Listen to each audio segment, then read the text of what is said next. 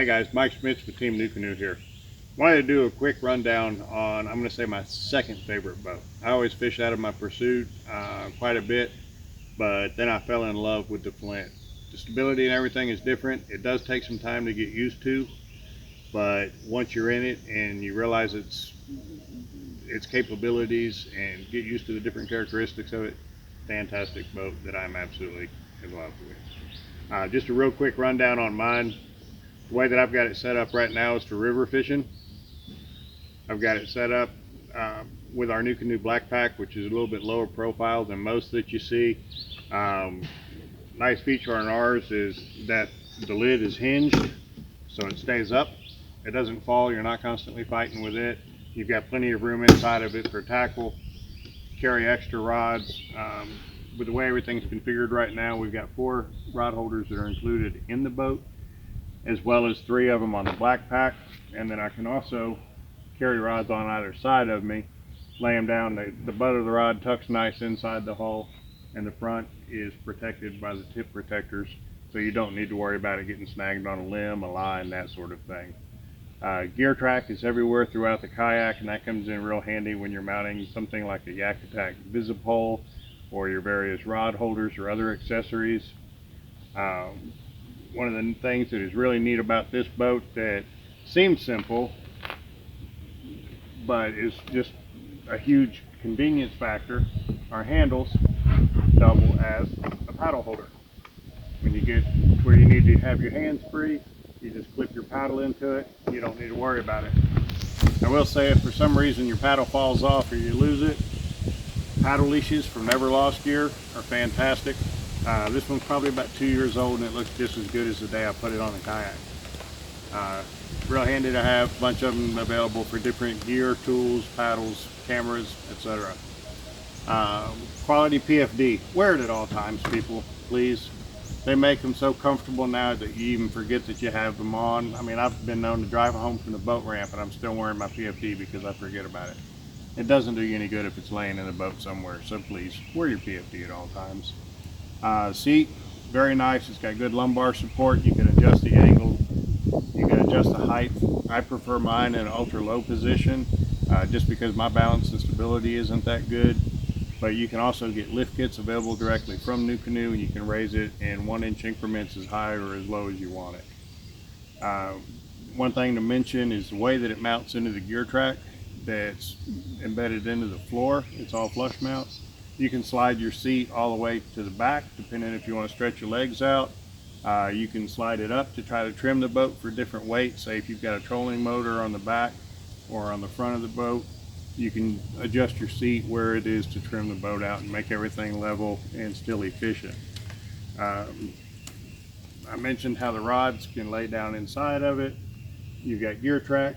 What I do is if I'm fighting a fish and I land one, I want to go ahead and set the rod down. If I'm fishing, I can take the fish, open the bail up, and take the fish off the hook, stick the rod right here, and my hands are free. Reach down,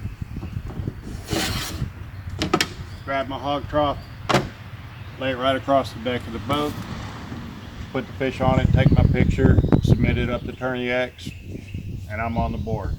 When you're done, hog trough goes right back into the channel, out of the way, and everything is set up on that, and you're back to fishing. You'll notice right now I don't have a lot on my dashboard. This is another option that's available from NuCanoe. This one is set up with a cell block from Yak Attack. Battery for your fish finder can go in here. I've mounted my rod stager. If you've got a bunch of rods in front of you, you can mount them, just set them right in front like this. It keeps everything from getting tangled up. There's a nice channel here for your hog trough that you can use if it's not going to be mounted in the floor like what I've got here. And again, this can mount up here.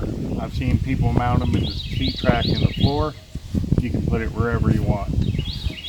Another nice option that you'll notice on the bow here, the Anchor Wizard chute and the Anchor Wizard wind itself. One of the really cool things is if you watch the anchor in the front, you're always going to have a bunch of rope laying around your deck and everything. It's wound up on here. You don't have to worry about it getting tangled. All you have to do is loosen up your handle. Your anchor is going to drop and deploy. Tighten up the handle. You're now anchored. When you get ready to move on to your next spot, all you do is wind it up and you're done. You don't have a bunch of rope laying around, a bunch of stuff to mess with. Other options you can do, a quality drag rope is always good. This is also from Never Lost Gear. You can get them color keyed to match your kayaks. And they come in handy for just a plethora of options. Another thing that you'll notice is these little dots. We've got them all over on the bow, midship, and inside the cabin. These are lights that are available from a company called kayakfishinglights.com. I've got everything on mine set up with a remote. You can turn them on, turn them off, run them independently. I've got UV lights set up for night fishing. Cabin lights are red so I can find and see what I'm doing inside the kayak at night. They don't draw a lot of bugs. And then I've got my bow and stern lit up with a green light so I can run them by themselves. And that's going to be just for visibility so I don't have to worry about boats. Of course, a white 360 light like the Yakutak Visipole is always good to have and required by law if you're out at night. So make sure you have that. But all in all, that's my boat in a quick wrap up.